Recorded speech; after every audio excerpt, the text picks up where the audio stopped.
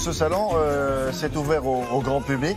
Oui. C'est l'occasion de découvrir en vrai des œuvres d'exception. Et là, vous avez suivi un couple.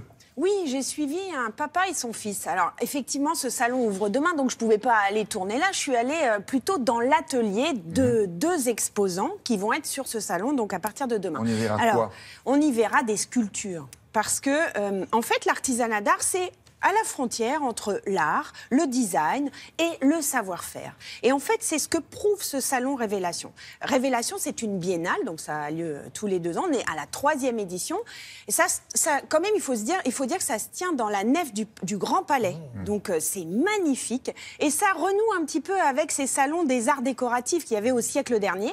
Donc, il y a vraiment toute une histoire autour de ça. On a de l'émotion quand on va dans ce salon. Et on a aussi de l'émotion, forcément, quand on va dans ces ateliers. Ce ne sont que des artistes en devenir ou il y a des artistes confirmés? C'est tout mélangé. Vous avez aussi bien des écoles que de jeunes artisans qui ouvrent leurs ateliers, que des ateliers très en vue et très reconnus, mais aussi des manufactures. Non. Ce sont que des Français? Non, c'est international. C'est une biennale internationale. C'est un salon, on regarde et on n'achète pas? On peut acheter. C'est un salon mixte. Alors, donc nous sommes allés chez Quentin et Philippe Garel, qui sont sculpteurs, et vous allez voir, ils ont la passion en eux. Moi, j'adore. Regardez.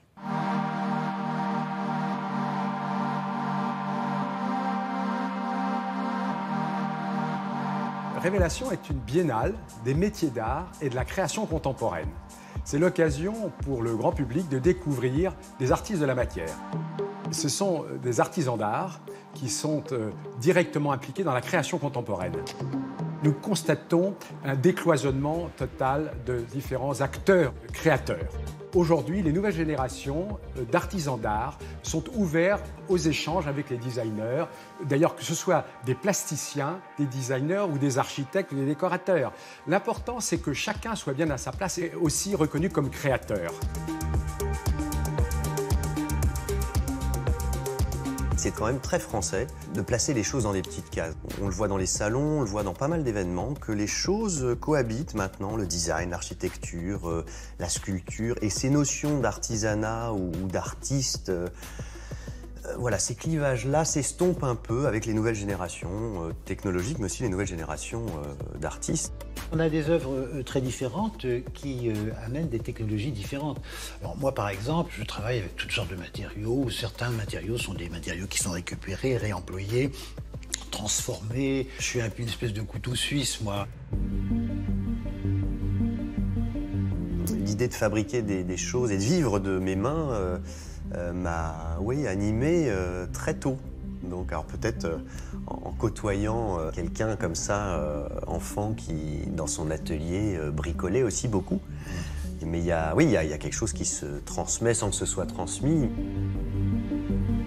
J'ai beaucoup appris à dessiner avec Philippe, avec mon père. On est forcément les héritiers de quelque chose et les donateurs d'une génération à suivre, probablement. Si aujourd'hui Révélation a pu voir le jour, c'est qu'il répond à une attente. Les valeurs qui sont portées par les artisans d'art sont des valeurs de transmission de savoir-faire, mais capables de s'adapter au monde moderne. Et donc, montrer que ces savoir-faire ancestraux font partie de notre vie contemporaine et répondent à une attente, je dirais, de notre société. Des œuvres d'art, hein? Ce sont des œuvres d'art. Vous avez vu, les métiers d'art répondent aux valeurs de notre société. Donc ça, c'est une phrase à retenir. Et surtout, il y a une correspondance là, puisque s'ouvre le festival D-Days en même temps que Révélation, pour montrer au grand public qu'il y a un pont entre le design et les métiers d'art. On a besoin, les savoir-faire ont besoin des designers ont besoin des savoir-faire. Tout le monde est au même niveau. Et ça, c'est formidable. Donc, si vous aimez toute cette création, eh bien, vous avez Révélation et vous avez D-Days, ce fameux festival. Le lieu phare, c'est le musée des arts décoratifs de Paris. Alors là, il y a de quoi faire. Hein. Tout le week-end. Hop. Demain, après-demain.